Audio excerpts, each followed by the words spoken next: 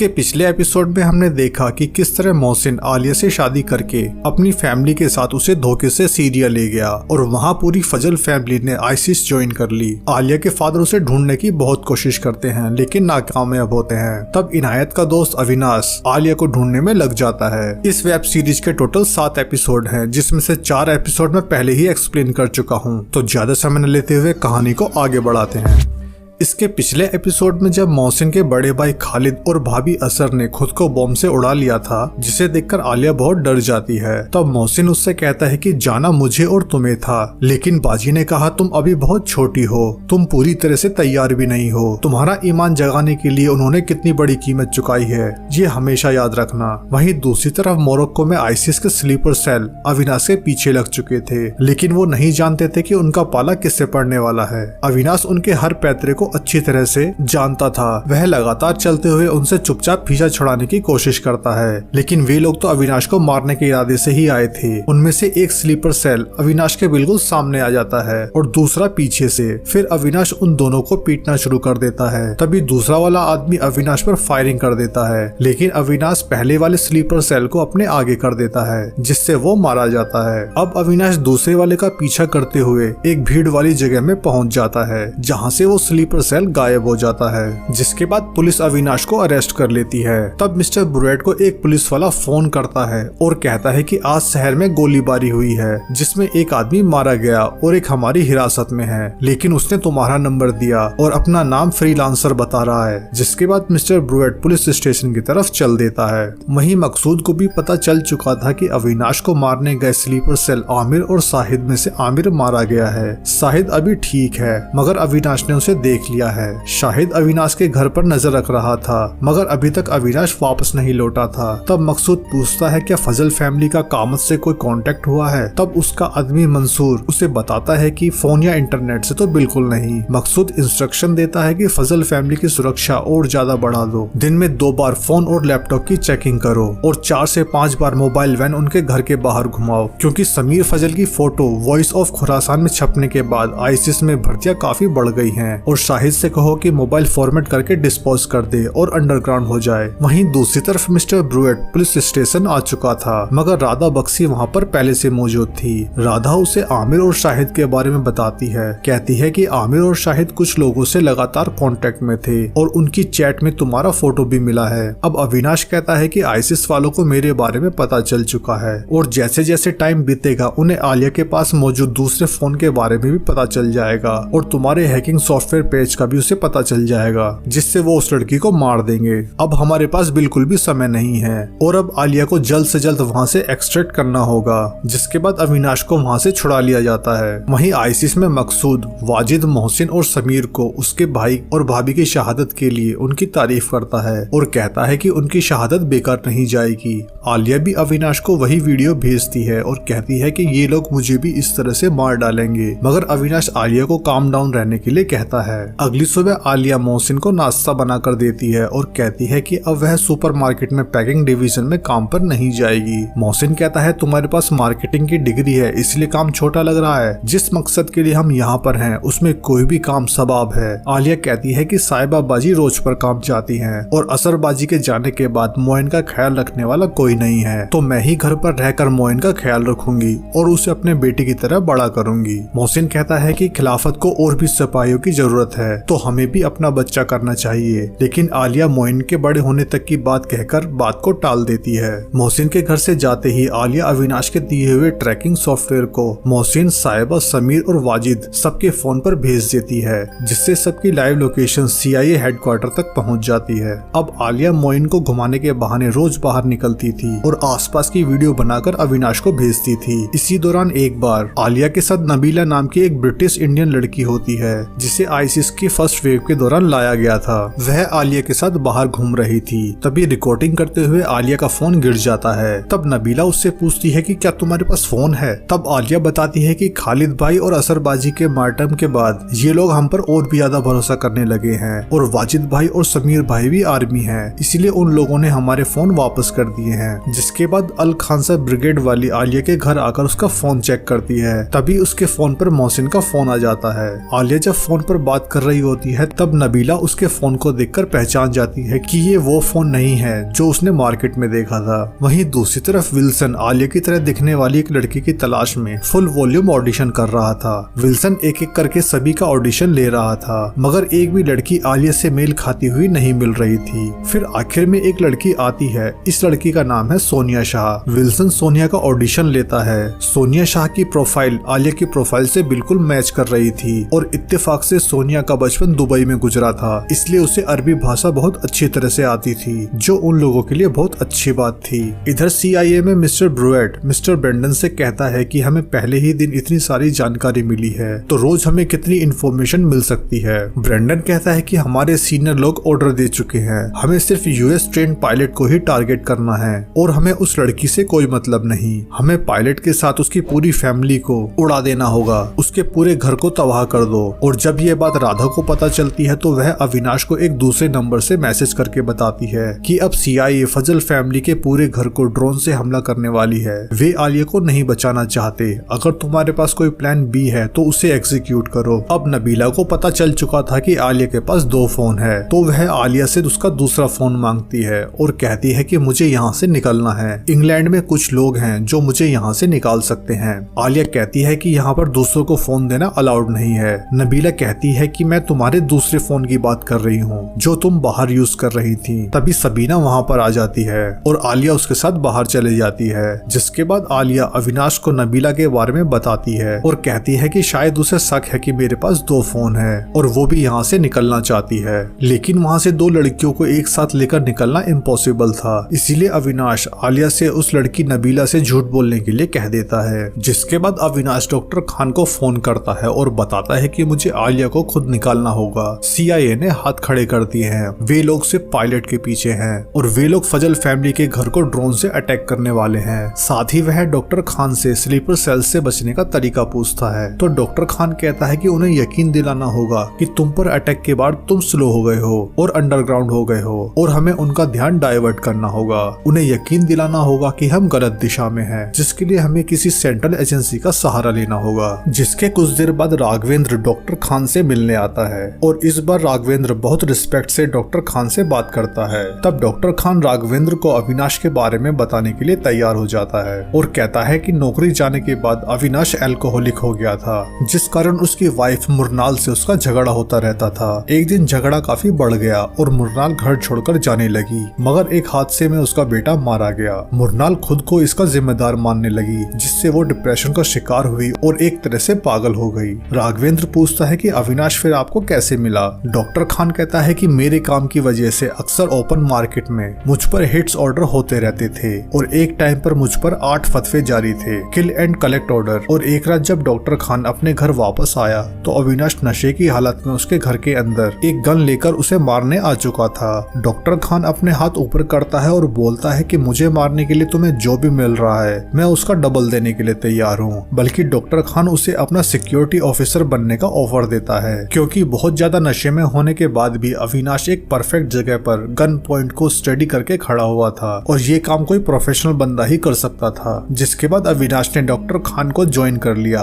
और अविनाश ने अगले 2 महीने में 3 बार डॉक्टर खान को मरने से बचाया, जिसके 2 महीने बाद वो गायब हो गया। डॉक्टर खान जैसे तैसे एक एड्रेस ढूंढकर एक घर में पहुंचते हैं जहां पर अविनाश लगभग मरने की हालत में था। उसे हॉस्पिटल में एडमिट कराया मगर डॉक्टर ने जवाब दे दिया था, पर जब भी इनायत खान की बेटी अविनाश से मिलने आती थी तो उसमें इम्प्रूवमेंट शुरू हो जाती थी। जिसके बाद अविनाश के रिकवर होने के बाद डॉक्टर खान उसे मुरनाल के पास लेकर गया और उससे कहता है कि तुम में इतनी गैरत तो जरूर होगी कि अपनी जान लेने से पहले इसे बचा लो। और साथ ही डॉक्टर खान अविनाश का admission royal military college of science में करवा देता है, जहां अविनाश ग्लोबल सिक्योरिटी में मास्टर्स करता है और नए लोगों से मिलता है। जिसके बाद प्राइवेट सिक्योरिटी ग्रुप्स के साथ रेंडिशंस पर जाना शुरू करता है। धंधे में वक्त और जॉब के साथ अविनाश का नाम फ्रीलांसर पड़ गया। राघवेंद्र पूछता है कि आजकल ये फ्रीलांसर आपके और मेरे बीच में कैसे पड़ा हुआ है। डॉक्टर खान बताता है कि इनायत की बेटी आलिया जो उससे हॉस्पिटल में मिलने आती थी वो आजकल सीरिया में है और अविनाश उसे वापस लाने में लगा हुआ है। वहीं दूसरी तरफ विल्सन अविनाश को सोनिया शाह की वीडियो भेजता है। अविनाश तुरंत उसे ओके करने के लिए फोन करता है और कहता है कि किसी भी हालत में से डन करो।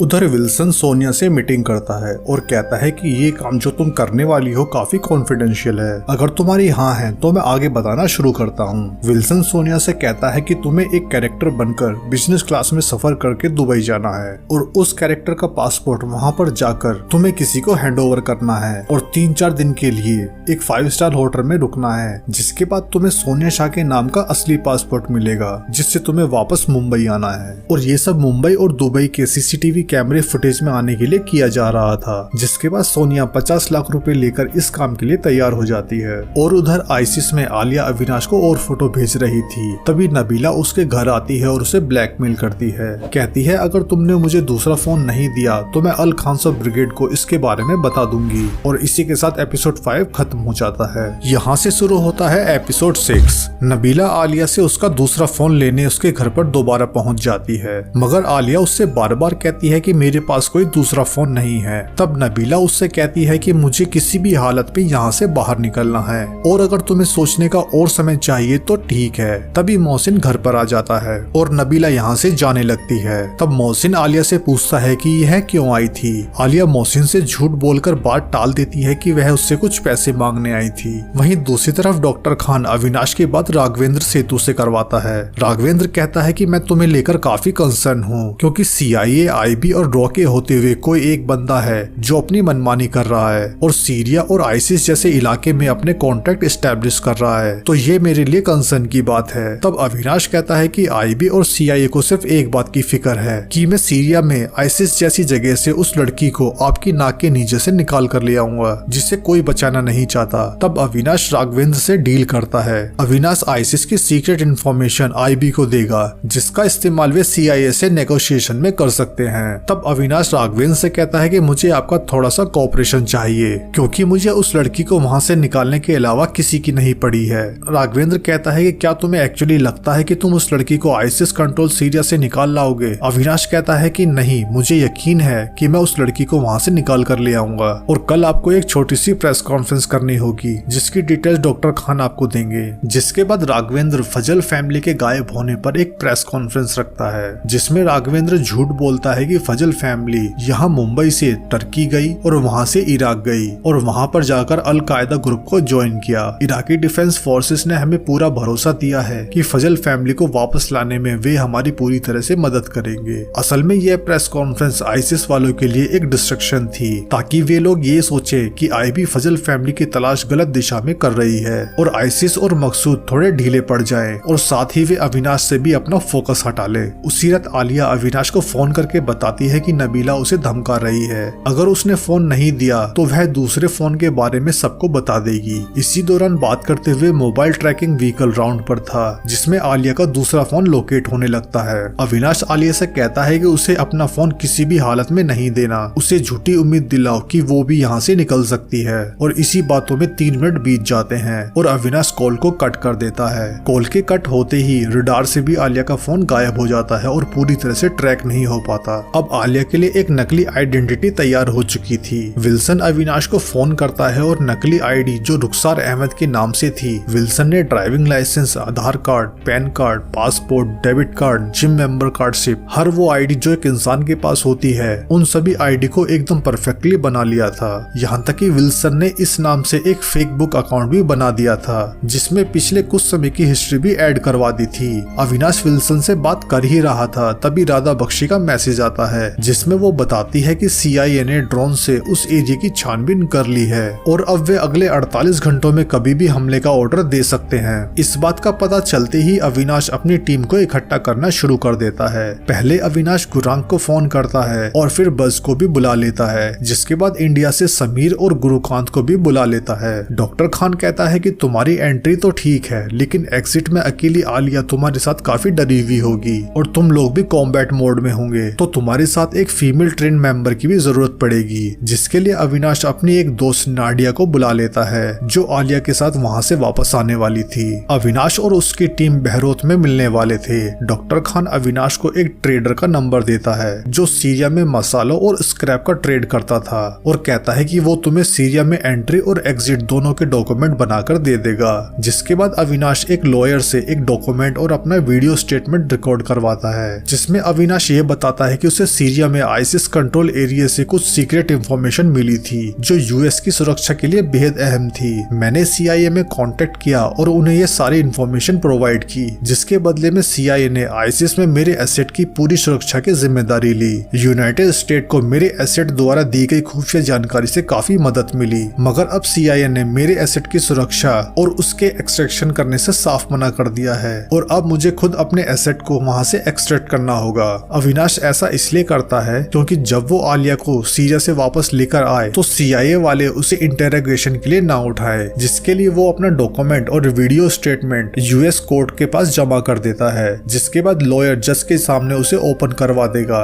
तब CIA कानूनन अविनाश का कुछ नहीं बिगाड़ सकती थी। वहीं दूसरी तरफ नबीला आलिया से फिर वही राग अलाप रही थी कि मुझे फोन चाहिए, मगर इस बार आलिया नबीला को चुप कराने के लिए बता देती है कि वह फोन पर अपने पापा के एक दोस्त से बात करती है जो पुलिस में है और वो हम दोनों को यहाँ से निकालने वाले हैं, जिसके लिए तुम्हें रोज यहाँ पर आना होगा क्योंकि न जाने कब वो यहाँ पर आए और हमें यहाँ से ले जाए। यह सुनकर नबीला काफी खुश हो जाती है। वहीं अविनाश और टीम के बाकी लोग लेबनान पहुँच जाते हैं। वहाँ पर अविनाश मुकेश भाई से मिलता है। मुकेश पूछता है कि पेपर कितने लोगों के बनाने हैं। टोटल 6 लोग यहाँ से और एक लड़की वहाँ से वापस आएगी। मुकेश सभी लोगों के लिए पेपर बनाने के काम में लग जाता है, जिसके बाद पूरी टीम लेबनान में इकट्ठी हो जाती है। फिर वे सब मिलकर फ्राइडे दोपहर की नमाज के बाद आलिया को एक्सट्रैक्ट करने का प्लान बनाते हैं, क्योंकि उस समय पूरा गाँव एक तरह से थम जाता है और यही सबसे सही समय था आलिया को वहाँ से निकालने का। फिर बाकी टीम मेंबर आराम करने चले जाते हैं क्योंकि कल उन्हें मिशन पर निकलना था। सबके जाने के बाद अविनाश गुरांग से पूछता है कि क्या लगता है, क्या हम ये कर पाएंगे? गुरांग कहता है कि एक्सट्रैक्शन एक अलग मिशन है, इसमें कई सारे अगर होते हैं। अगर लड़की ने अपना इरादा बदल लिया,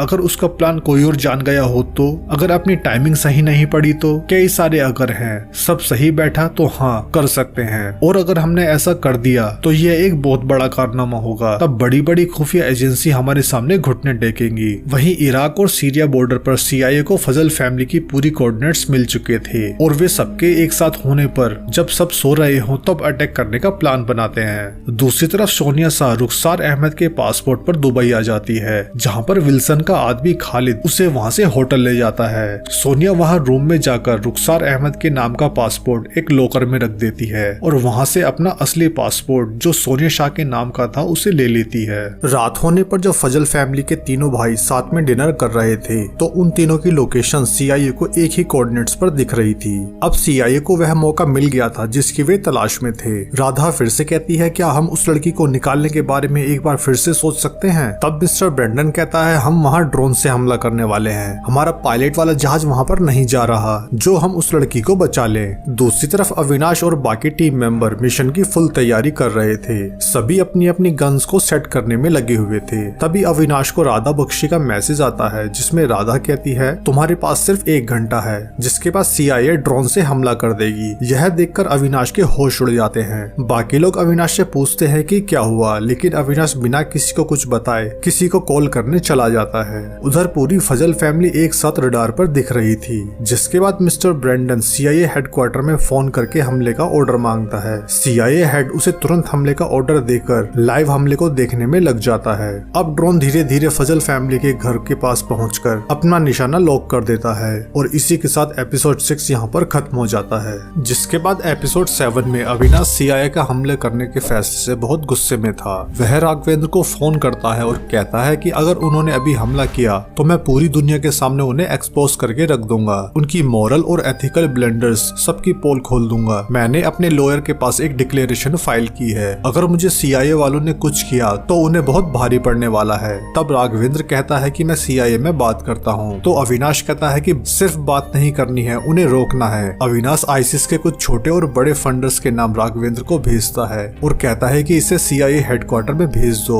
और रोको उन्हें। वहीं दूसरी तरफ ड्रोन पायलट को हमले का कंफर्मेशन मिल चुका था और फिर वह अपना टारगेट लॉक कर देता है और इधर से राघवेंद्र अविनाश के द्वारा दिए गए नामों को CIA हेड को भेज देता है, जिसे देखकर मिस्टर बर्ड हमला रोकने के लिए कहता है। राघवेंद्र मिस्टर बर्ड को बताता है कि अभी तक अविनाश ने तुम्हें बहुत कम जानकारी दी है, उसके पास अभी भी बहुत टॉप सीक्रेट इन्फॉर्मेशन है जो तुम्हारे इजरायली और ब्रिटिश दोस्तों के काफी काम आएगी। उस लड़की का हस्बैंड एक सर्टिफाइड चार्टर्ड अकाउंटेंट है जिसके लैपटॉप को अविनाश ने हैक किया और आईसिस के छोटे बड़े सभी फंडर्स की लिस्ट निकाली। फ्रीलांसर तुम्हें उन सब की जानकारी देगा, जिसके बदले में उसे बस 18 घंटे का समय और चाहिए, जिसके बाद मिस्टर बर्ड राघवेंद्र की बात मानकर इस हमले को अबॉर्ट कर देता है और हमले वाला ड्रोन वापस लौट जाता है। जिसके कुछ देर बाद राधा अविनाश को मैसेज में बताती है कि हमला रोक दिया गया है। अविनाश थैंक यू कहता है और कहता है कि एक औरत ही एक औरत का दुख समझ सकती है। और हमें यहाँ पता चलता है कि अविनाश की मदद राधा नहीं बल्कि मार्क कर रहा था।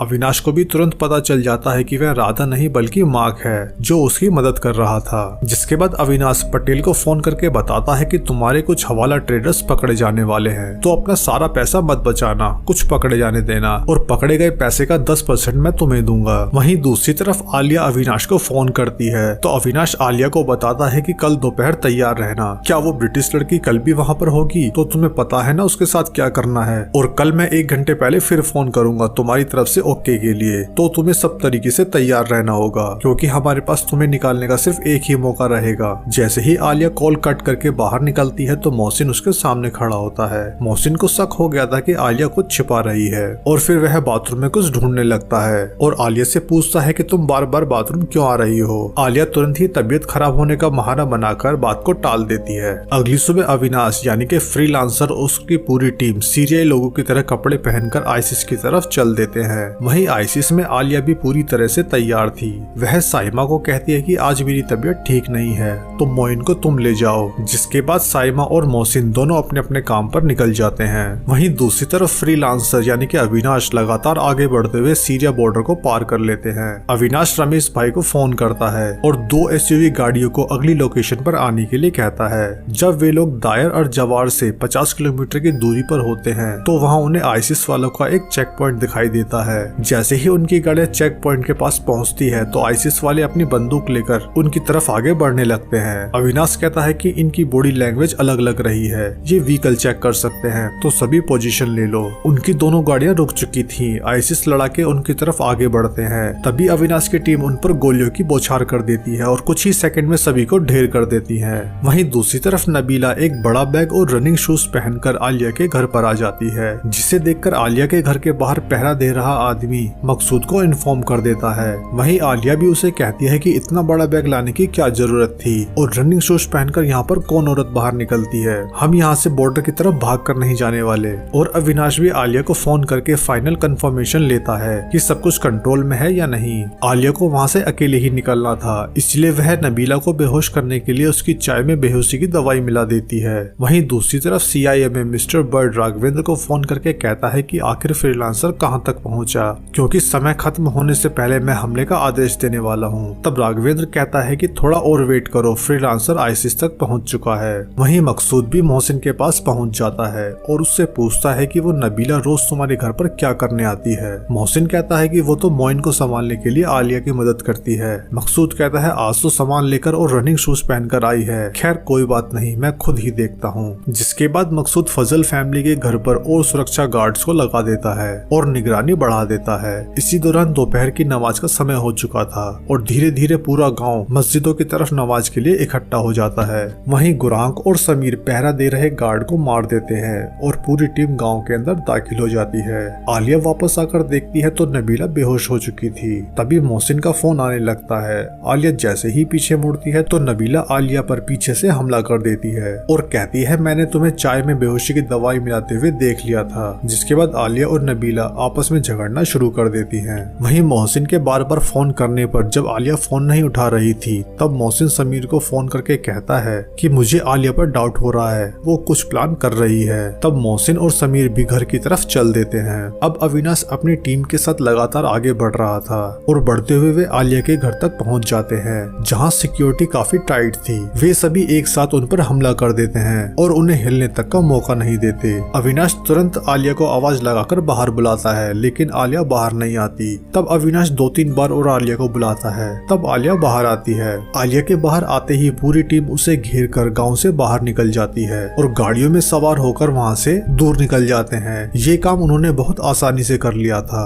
अविनाश राघवेंद्र को फोन करके आलिया को बाहर निकालने के बारे में बता देता है और कहता है कि अब CIA को जो करना है कर ले, मगर अब असली मुश्किल तो उनके सामने आने वाली थी। आगे चलते हुए उन्हें एक रनिंग चेक पॉइंट मिलता है। अब उनके पास कागज थे, वे लोग उनके पेपर्स और पासपोर्ट चेक करते हैं। तभी वहाँ पर अल खानसा ब्रिगेड आ जाती है और आलिया और नाडिया के पेपर्स चेक करने लगते हैं। तो वो अल खानसा ब्रिगेड ब्रिगेड वाली आलिया का पासपोर्ट देखते ही उसे पहचान जाती है, जिस कारण आलिया काफी डर जाती है और गाड़ी से उतरकर भागने लगती है। इसी बीच वहाँ पर फायरिंग शुरू हो जाती है, जिसमें कुछ गोलियां आलिया को भी लग जाती है। अविनाश जल्दी से आलिया के पास जाता है तो देखता है कि वो मर चुकी है। अविनाश आलिया का बुर्का हटाता है तो वो आलिया नहीं बल्कि नबीला होती है। यह देखकर अविनाश सारा खेल समझ जाता है कि किस तरह से नबीला ने आलिया पर हमला किया और उसे बांधकर रूम में बंद कर दिया। अविनाश तुरंत वापस जाकर आलिया को लेने जाने का फैसला करता है और कहता है कि यह काम मैं अकेले करूंगा और अगर मैं 15 मिनट में वापस ना आऊं तो तुम लोग यहाँ से चले जाना। तब नाडिया उसके साथ जाने के लिए तैयार हो जाती है और कहती है कि आईसिस में अकेले आदमी को शक की निगाह से देखा जाता है। वहीं दूसरी तरफ CIA अब हमले के लिए ड्रोन को पूरी तरह से तैयार कर देती है और हमले के लिए फजल फैमिली के घर पर टारगेट लॉक कर देती है। अविनाश जैसे ही आलिया के घर पहुंचता है तो वहां उसे आलिया कहीं नहीं मिलती। तब पूरे घर में ढूंढने के बाद आलिया उसे एक कमरे में बंधी हुई मिलती है। अविनाश उसे छुड़ाकर घर से निकलने ही वाला होता है, तभी मोहसिन और समीर उसके सामने आ जाते हैं। मोहसिन आलिया से कहता है कि पता था कि तुम धोखा दोगी। आलिया भी उससे कहती है कि तुम तो धोखा दे चुके हो। मोहसिन जैसे ही उसे पकड़ने की कोशिश करता है तो अविनाश मोहसिन और समीर दोनों की खोपड़ी उड़ा देता है और आलिया को लेकर वहाँ से निकल जाता है। लेकिन इसी दौरान एक औरत उनकी वीडियो बना लेती है जिसमें अविनाश का चेहरा साफ दिख रहा था। तीनों तेजी से भागते हुए बाहर की तरफ जा रहे थे, तभी अचानक वे रुक जाते हैं क्योंकि अब नमाज खत्म हो चुकी थी। गाँव के सभी लोग नमाज पढ़कर वापस आ रहे थे, जिसके बाद वे तीनों उस भीड़ के बीच से होते हुए धीरे धीरे आगे बढ़ रहे थे। अविनाश के साथ दो औरत बुरके में थी, इसलिए उन पर कोई शक नहीं करता। जिसके बाद तीनों भागते हुए अपनी गाड़ी में सवार होते हैं और वहाँ से बाहर निकल जाते हैं। वहीं उनके बाहर निकलते ही CIA वाले फजल फैमिली के घर को ड्रोन से हमला करके तबाह कर देते हैं और अपनी वाहवाही करते हैं, लेकिन वो नहीं जानते थे कि अविनाश तो उन्हें पहले ही निपटा चुका था। आलिया को बाहर निकालने के बाद सभी लोग काफी खुश थे, जिसके बाद दोनों कारें अलग अलग रास्तों पे हो जाती हैं क्योंकि आलिया को लेकर वहाँ से पानी के रास्ते से निकलना था। वहीं आईसिस में काफी तबाही मच गई थी। मकसूद वहाँ पर आकर पूरा जायजा लेता है और अपने पूरे चेक पॉइंट्स पर चेकिंग को और सख्त करवा देता है, मगर अविनाश आलिया को लेकर समुद्री किनारे पर जाता है जहाँ वो सिग्नल देकर कंफर्म करता है कि क्या वो उसका ही आदमी है। अविनाश सीजन कपड़ों में तेल छिड़ककर आग लगा देता है और आलिया को लेकर बोट में सवार होकर वहाँ से निकल जाता है। आगे जाकर अविनाश अपने दोस्त अबरार के शिप तक पहुँच जाता है जो उसका वहाँ पर इंतजार कर रहा था। शिप पर आते ही अविनाश आलिया की बात उसकी माँ सबीना से करवाता है। आलिया के आईसिस से सही सलामत निकलने से सबीना काफी खुश थी। आलिया सबीना से कहती है कि अब आप जानती हैं ना कि आगे क्या होगा, मैं फिर से अकेली हो जाऊंगी। सबीना कहती है कुछ वक्त तक किसी के साथ तुम्हारा कोई लिंक नहीं होना चाहिए, तुम अब एक अलग जिंदगी जीने जा रही हो और जब तक आईसिस के लोग इस हार को एक घटना समझेंगे तब हम कहीं और तुम्हारी किसी नई पहचान के साथ में रहेंगे। जिसके बाद अविनाश आलिया से फोन लेकर कॉल को कट कर देता है। जिसके थोड़ी देर बाद अविनाश सोनिया को कॉल करता है और दोनों पासपोर्ट लेकर एयरपोर्ट पर बुला लेता है। एयरपोर्ट पर आलिया बुरके में होती है, तब सोनिया वहां आकर बाथरूम में चली जाती है। अविनाश आलिया को उसके पीछे जाने का इशारा करता है तो आलिया भी सोनिया के पीछे अंदर बाथरूम में चली जाती है। वहां आलिया अपनी जैसी दूसरी लड़की को देखकर काफी चौंक जाती है। अब सोनिया ने अपने कपड़े चेंज कर लिए थे और पहले वाले कपड़े आलिया को दे दिए। जिसके बाद सोनिया अपना असली पासपोर्ट की मदद से दुबई से मुंबई के लिए चली जाती है और आलिया ने जो कपड़े पहने थे उसकी जेब में उसका एक नया पासपोर्ट या फिर कहो एक नई पहचान थी, रुखसार अहमद। तभी आलिया अविनाश के पास आकर बैठती है और आलिया एक अनजान लोकेशन की तरफ निकल जाती है जो सिर्फ अविनाश जानता था। दूसरी तरफ आईसिस में खलीफा उस वीडियो को देख लेता है और सभी को चौकन्ना होने का आदेश देता है। वहीं फरहद खाला को भी फ्रीलांसर के कारनामों का पता चल जाता है तो वो भी तुरंत अपना पासपोर्ट निकालती है और देश को छोड़ने के लिए तुरंत निकल जाती है। अब अविनाश मुरनाल के साथ वापस मोरक्को आ जाता है और यहाँ से ये वेब सीरीज खत्म हो जाती है। वीडियो को लाइक और चैनल को सब्सक्राइब करना ना भूलें। तो मिलते हैं अपनी को नई वीडियो के साथ, तब तक के लिए थैंक यू। जय हिंद, वंदे मातरम।